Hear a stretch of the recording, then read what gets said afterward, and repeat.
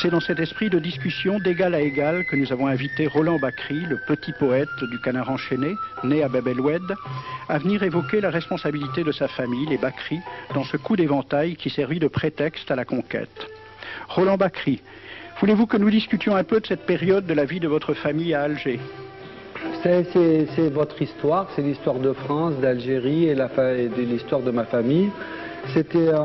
On était des Espagnols de l'armée en déroute, on est arrivé à Livourne, et puis en 1770, tout d'un coup, les Bacri de Livourne sont venus à Alger. C'était des grands banquiers, des grands marchands de blé, et on nous appelait les rois d'Alger parce qu'on était très importants. Et auparavant, une seconde, quand même, pour rétablir l'histoire dans son ensemble, vous êtes parti d'Espagne parce que la famille Bacri juive avait des problèmes avec l'Inquisition.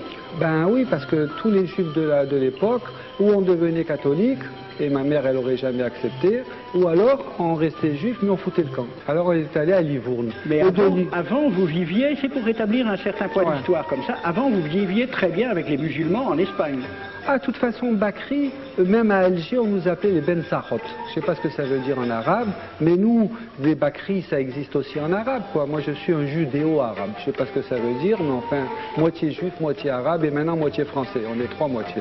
Alors, c'est pour dire, donc, on était des Ben Sarot, je ne sais pas pourquoi, et puis Bonaparte, comme il voulait faire sa campagne d'Égypte, il avait besoin de blé. Et donc il s'est adressé au dé hussin, le dé turc.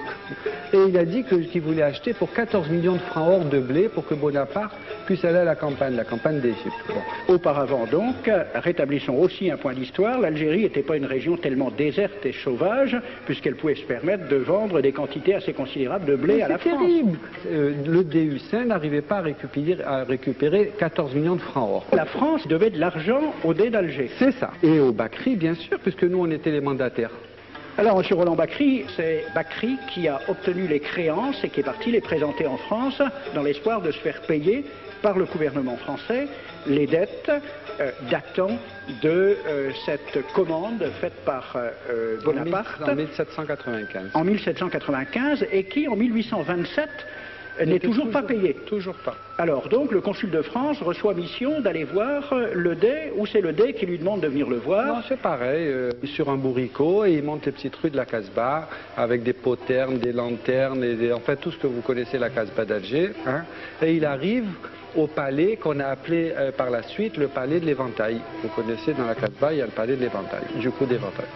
Bref, il arrive là-bas, et puis d'abord c'est tiens mon frère, enfin tout ça, c'est toutes les salam alek d'usage, hein, et ça tourne vite à l'aigre. Il se traite de tout, et l'autre, un il prend la mouche, l'autre il prend le chasse-mouche, et il donne un coup sur la... Alors, point historique, c'est un chasse-mouche ou c'est un éventail? Bref, le consul, il est tout rouge de la gifle, et ainsi de suite, il repart là-bas. Et puis il dit, voilà, ils m'ont donné une gifle, etc. Et l'autre, en colère, il dit, bon, ben, puisque c'est comme ça, il appelle le général de Bourmont, garde à bout fixe, allez rompre les négociations, ils rompent les négociations, et on va envoyer les troupes à Sidi Ferruche, parce que là-bas, il paraît qu'il y a une plage terrible. Et c'est en 1830 que vous savez que les troupes françaises ont débarqué. Voilà. Monsieur Bacri, vous dites, pour défendre l'honneur de vos aïeux, que la dette française n'avait pas été réglée au dé. Ça, c'est un fait, c'est sûr. Mais est-ce qu'elle n'avait pas été réglée au Bacri? Parce que... C'est très compliqué. C'est pas si compliqué que la science d'argent, c'est compliqué comme si on se réfère aux historiens qui ne sont pas comme vous, des historiens de rien, oui, je sais, il y a M. Charles-André Julien, qui est un grand spécialiste des questions, qui vous a écrit, il y a quelques années, « Mon cher Bacri, tu as touché en 1800 un premier acompte de 3 175 000 francs, puis un second de 1 200 000 francs grâce à l'intervention de ton ami Talleyrand. Tu lui avais d'ailleurs considérablement graissé la patte. Et tu lui avais tellement graissé la patte qu'il en était devenu boiteux. C'est passé dans l'histoire. En 1819, ce même boiteux t'a fait obtenir 7 millions par un vote des chambres. Tu as fait une admirable affaire et du même coup roulé le dé d'Alger, qui était le seul créancier valable et qui n'a pas touché un sou. D'où le coup d'éventail. Tu as quand même une lourde responsabilité familiale. Faut reprendre l'histoire telle qu'elle est. Cher Bakri, c'est justement ce que souhaitent les Algériens qui n'ont récupéré en 1962 dans les bâtiments officiels d'Alger que bien peu de documents d'archives. Ces quelques documents et les recherches d'historiens permettent déjà d'établir que même si Joseph Bakri, en gardant à son compte les sommes qui lui furent versées pour régler une partie des dettes françaises au dé, a une grande responsabilité dans le coup d'éventail, ce coup d'éventail ne fut guère qu'un prétexte. Le roi de France, Charles X, avait besoin de reprendre en main son armée. Il a pensé qu'une expédition sur Alger lui permettrait de donner à ses militaires gloire et butin.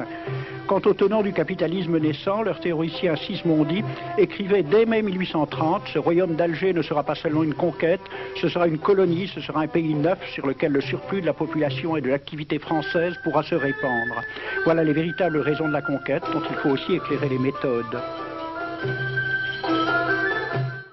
Alors j'ai pris des documents à la Bibliothèque nationale à Paris, des témoignages des conquérants de l'époque, des conquérants français. D'abord, des extraits du bréviaire que l'on avait remis aux officiers et soldats qui s'en allaient en Afrique. Cela s'appelait « Aperçu historique, statistique et topographique sur l'état d'Alger ». Voici quelques-uns de ces extraits. Ces contrées sont des terres vacantes, abandonnées aux mauvaises herbes par la paresse et l'indolence des morts. Les femmes du pays sont livrées par la paresse des Arabes, qui passent toute leur vie à fumer, à la turpitude de mœurs extrêmement relâchées. Elles n'ont pas de religion. Beaucoup doutent qu'elles aient une âme immortelle et croient qu'elles ne sont faites que pour la reproduction. Le climat aidant, les femmes sont nécessairement disposées au plaisir. Alors, allez-y, des terres vacantes et des femmes consentantes qui n'attendent que les soldats français. Et puis, à côté, j'ai vu d'autres documents qui marquent l'étonnement des officiers français qui débarquaient en Afrique. C'est Campagne d'Afrique en 1830 par un officier du corps expéditionnaire. Cette terre, qu'on avait présentée comme sauvage et inhabitée, est couverte de jolies maisons de campagne entourées de jardins. Toutes sont bâties sur des hauteurs dont les mouvements onduleux contrastent tout à fait avec l'aridité des côtes de Provence. La végétation y est superbe et partout des sources et des courants d'eau fécondent la terre. Les fruits y sont en abondance. Un grand nombre d'aqueducs amènent les eaux jusqu'à la capitale. Et le maréchal Bugeaud lui-même. J'ai reconnu que l'Algérie produit beaucoup de grains, une immense quantité de bétail. L'immensité des terrains ensemencés atteste l'existence d'une population beaucoup plus nombreuse qu'on ne le pensait. Le commandant Claude-Antoine Roset, dans Voyage dans la Régence d'Alger en 1833. Presque tous les hommes savent lire et compter. En France, on compte à l'époque 40% d'analphabètes. Ainsi, les soldats qui débarquent sont en général moins instruits que les sauvages qu'ils viennent civiliser. Le ministre de la guerre de l'époque, il s'appelait Girard. Il faut se résigner à refouler au loin, à exterminer même la population indigène. Le ravage, l'incendie, la ruine de l'agriculture sont peut-être les seuls moyens d'établir solidement notre domination. Savary, duc de Rovigo, apportez des têtes, bouchez les conduites d'eau avec la tête du premier bédouin que vous rencontrerez, au nom bien sûr de la civilisation. Christian, dans l'Afrique française, un détachement de l'armée parti d'Alger surprend la tribu désarmée des Olifias et massacre sur le champ tous les hommes, femmes, enfants, sans distinction. On parlera de 12 000 morts. Les troupeaux raflés aux Olifias seront vendus au consul du Danemark. Quant au reste du butin, il fut exposé au marché de Babazoun. On y voyait des bracelets de femmes encore attachés à des poignets coupés et des boucles d'oreilles pendant à des lambeaux de chair, au nom de la civilisation. Le colonel François de Montagnac. Selon moi, toutes les populations qui n'acceptent pas nos conditions doivent être rasées. Tout doit être pris, saccagé, sans distinction d'âge et de sexe. L'herbe ne doit plus pousser là où l'armée française a mis le pied.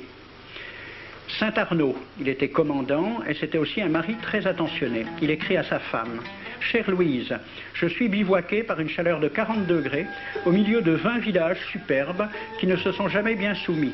Je leur ai donné jusqu'à ce soir pour payer les impôts et les amendes que je leur inflige.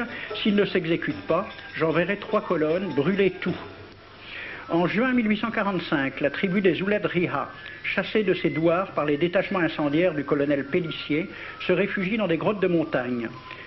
Ordre du maréchal Bugeaud. Si ces gredins se retirent dans leurs cavernes, imitez Cavaignac aux Béha, fumez-les à outrance comme des renards. Voici le récit d'un témoin, français bien sûr. Voir au milieu de la nuit, à la faveur de la lune, un corps de troupes françaises occupé à entretenir un feu infernal. entendre les sourds gémissements des hommes, des femmes, des enfants et des animaux, le craquement des rochers calcinés s'écroulant. Le matin, quand on chercha à dégager l'entrée des cavernes, gisaient des bœufs, des ânes, des moutons. Parmi les animaux, entassés sous eux, on trouvait des hommes, des femmes, des enfants. J'ai vu un homme mort, le genou à terre, la main crispée sur la corne d'un bœuf. Devant lui était une femme tenant son enfant dans ses bras. Cet homme avait été asphyxié au moment où il cherchait à préserver sa famille de la rage de cet animal. On a compté 760 cadavres. Le 8 mai 1845, Saint-Arnaud découvre 500 Algériens qui s'abritent dans une grotte entre Ténès et Mostaganem. Saint-Arnaud ordonne à ses soldats de les emmurer vivants. Il écrit « Je fais boucher hermétiquement toutes les issues et je fais un vaste cimetière. La terre couvrira à jamais les cadavres de ces fanatiques. » C'est à peu près ce qu'ont dit les Allemands en massacrant le village d'Oradour-sur-Glane. Montagnac, toujours lui, le colonel. Voilà comment il faut faire la guerre aux Arabes. Tuer tous les hommes jusqu'à l'âge de 15 ans. Prendre toutes les femmes et les enfants. Vous me demandez ce que nous faisons des femmes que nous prenons? On en garde quelques-unes comme otages. Les autres sont échangées contre des chevaux et le reste est vendu à l'enchère comme bête de somme. Toujours au nom de la civilisation. Nous rapportons un plein baril d'oreilles récoltées pair à pair sur les prisonniers. Il contient même celle d'un de nos 58 gendarmes morts de maladie. 2 pièces de 100 sous ne sont pas à dédaigner. Le maréchal Soult, ministre de la guerre, répondant à des questions à la Chambre des députés. En Europe, un tel acte serait horrible et détestable. En Afrique, c'est la guerre même. C'est la guerre même, c'est du moins ce que dit le ministre français, mais en face, voici un décret pris par l'émir des Arabes, l'émir Abdelkader. Tout Arabe qui amènera vivant un soldat français recevra pour récompense la somme de 8 douros. Tout Arabe qui aura un Français en sa possession sera tenu de le bien traiter et de le conduire le plus promptement possible, soit devant le califat, soit devant l'émir lui-même. Dans le cas où le prisonnier aurait à se plaindre de mauvais traitements, l'Arabe n'aura droit à aucune récompense. À la lecture de ce décret, question d'un soldat algérien, quelle récompense pour un prisonnier vivant? L'émir répond 8 douros. Et pour une tête coupée, l'émir répond 25 coups de bâton sur la plante des pieds. De quel côté était la civilisation? J'ai donc fait ce film avec les citations et des dessins et gravures qui étaient à la Bibliothèque nationale à Paris, et j'ai proposé le film à la Ligue de l'enseignement pour qu'il soit projeté dans les lycées et collèges de France et de Navarre. La Ligue de l'enseignement l'a refusé avec cette appréciation. Quoique très correctement réalisé et basé sur des documents indiscutables, ce film va à l'encontre de toutes les idées qui servent de base à l'enseignement de la pénétration française en Afrique du Nord, ce qui rend sa diffusion impossible. C'était reconnaître que l'enseignement n'avait pas pour but l'éducation, c'est-à-dire l'ouverture vers la réalité, mais l'endoctrinement au service d'une idée politique, ici le colonialisme.